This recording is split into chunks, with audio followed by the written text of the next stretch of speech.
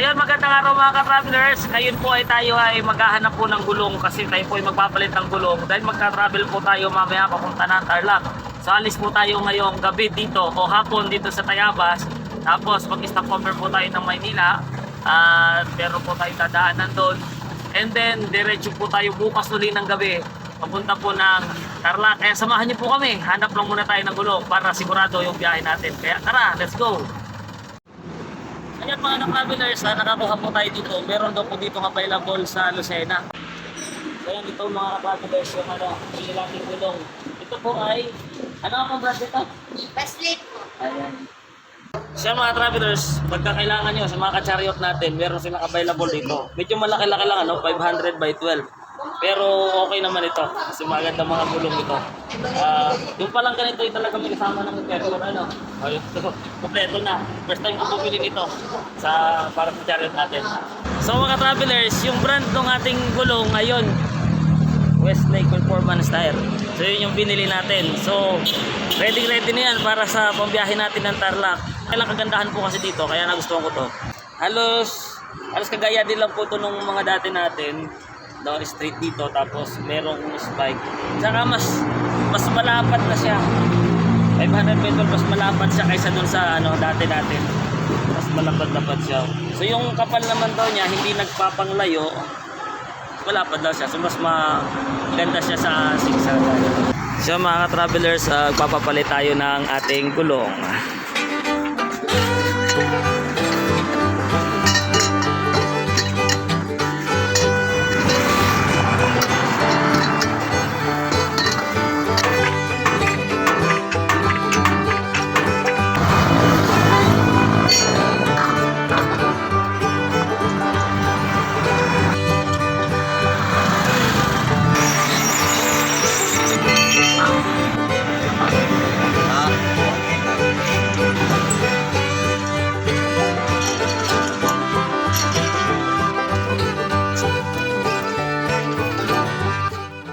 What's up mga ka-travelers? Tayo ay may panibago travel na. Ready na po tayo. Papunta naman po tayo ng Tarlac. So alis po tayo dito ngayon sa Tayabas ng hapon, Mahigit alas 5 na po ng hapon. So tayo ay mag-stop over muna amaya ng gabi sa Valenzuela. Doon tayo matutulog. Papahinga muna tayo doon. Hindi masyadong karamihan yung tao natin at siguro hindi naman tayo kasing bigat ng biyahe natin papuntang Mindanao. So yeah, samahan nyo naman po kami mga ka-travelers. At sana naman maging okay lang yung travel namin lalo na pagpasok Maynila.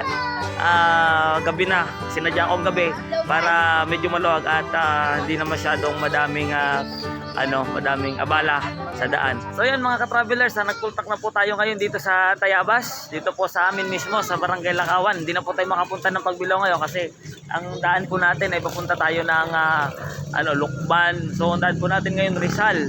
Medyo gabi na po tayo, gagawin tayo. Kaya ito yung oras talaga pinili natin para maluwag tayo pagpasok ng Maynila.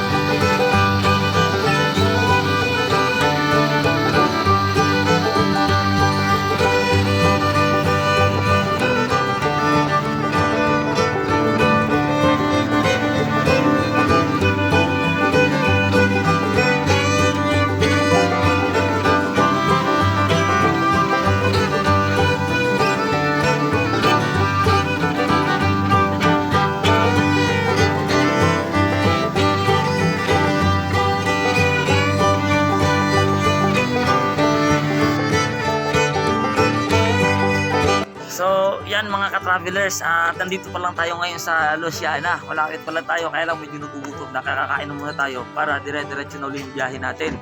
At medyo mabigat-bigat ulit tayo, pero hindi pa naman tayo nakakapaglugir sa mga ahon natin.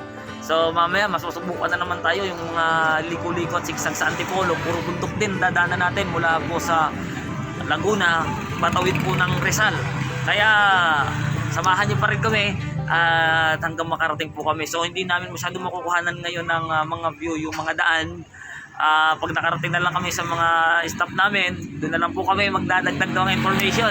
No, at siyempre, pag nakarating na po tayo lalo na sa Tarlac, siguro naman sa isang araw, medyo maliwanag na tayong dadaan ng Bulacan sa ating travel. Kaya sige, kain muna tayo. So, ayan mga ka-travelers, tapos na po tayo kumain. Naku, napakaganda po dito sa Luciana. Shoutout po sa taga Luciana, no. Meron po silang free wifi, public wifi at 1 hour pwede ka mag wifi. So, pag mga emergency po na alanganing oras, wala kayong load, kailangan yung mag-contact tapos inabot kayo dito sa Luciana. Ang ganda po ng lugar nila dito. Ayan. Tapos malinis at ayun nga, free wifi mga ka-travelers. Ganon din po sa amin sa Tayabas. Meron din po kaming city wifi doon. Kaya pag napapadaan po kayo doon, mga kailangan nyo emergency pang contact, mag-connect na po kayo. Kala mo kung ano palagay, ano? Okay, sige. So, let's go. Diretso na tayo. Tapos natin kumain.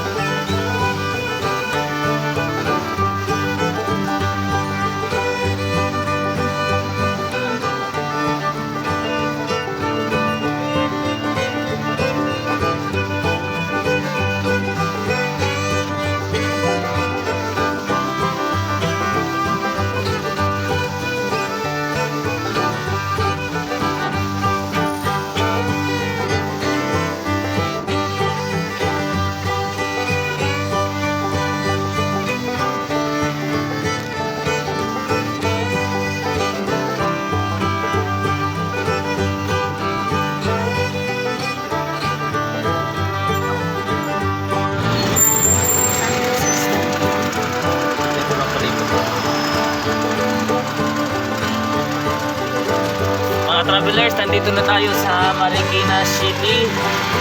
Daan tayo ng Commonwealth. Doon tayo dadaan, nakita tayo punta Novaliches. Tapos punta tayo Valenzuela. Kaya dito na muna tayo dadaan para sureball ating mga daraanan.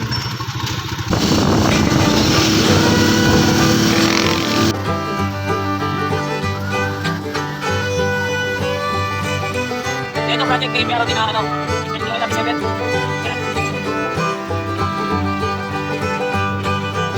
Medyo traffic siya mga ka-travelers kasi siyempre oras din ang trabaho dito sa kalsada kung gabi.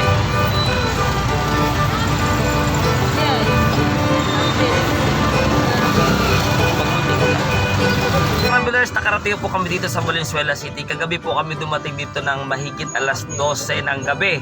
So, natulog na lang po kami at medyo nakakapagod at nakaantok. Mabagal lang po yung takbo namin lalo na pagdating namin po ng Manila o dito sa Marikina kasi hindi naman po natin masyadong kabisado yung mga daan. Alalay tayo, Google, at syempre medyo madilim na rin naman po. At inabot pa rin po kami ng ulan doon po sa pagitan po ng Laguna at Rizal, yung sa may Bugarin. Napakalakas po ng ulan. Kaya isa pa rin po yun na medyo nakadelay sa aming travel. Kaya mamaya pong madaling araw naman, bali Biyernes ng madaling araw po, saka tayo tutulak ng Tarlac. Dahil meron pa pong pupuntahan tayo ngayon sa bagong baryo. Makipaglibing po tayo sa isang kaibigan po, family friend namin. So yan mga ka-travelers, nandito na po kami ngayon sa may harap ng Eternal Garden. So mamaya pa po alas 2 yung libing. Hindi kasi kami pwede pumunta doon sa La Loma dahil wala namang dadaanan yung chariot natin. So hihintay na lang kami dito na dumating yung patay. Meron namang kalimbahay dito, nakatira sila dyan sa labas lang sa may bagong baryo. So mag-wait na lang kami. Hindi pa rin talaga ang mga maduan ano? Bungad lang rin doon. Nandun daw dun sa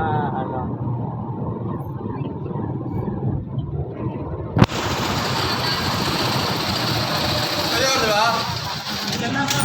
Si Evangelista. Ayan lang po, Yan, Ronald Evangelista. Saging! Ilaw pa! Sige po.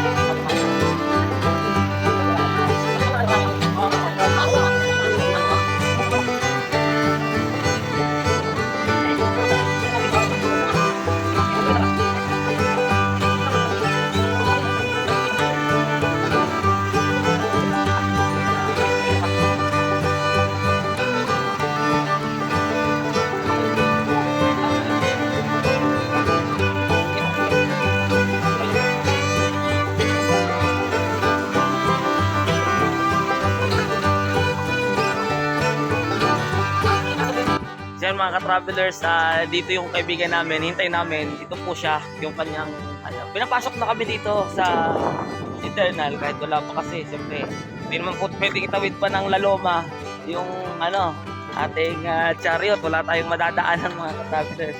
Kaya, ayan, dito tayo. Tingnan natin, mga alas 2 pa daw yun sila, pero kailang, ayan. Yung family friend po ni Papa. Family friend siya. Best friend siya nung mga kabataan pa sila ni Papa. Ayun, namatay siya sa ibang bansa. So dumating siya dito na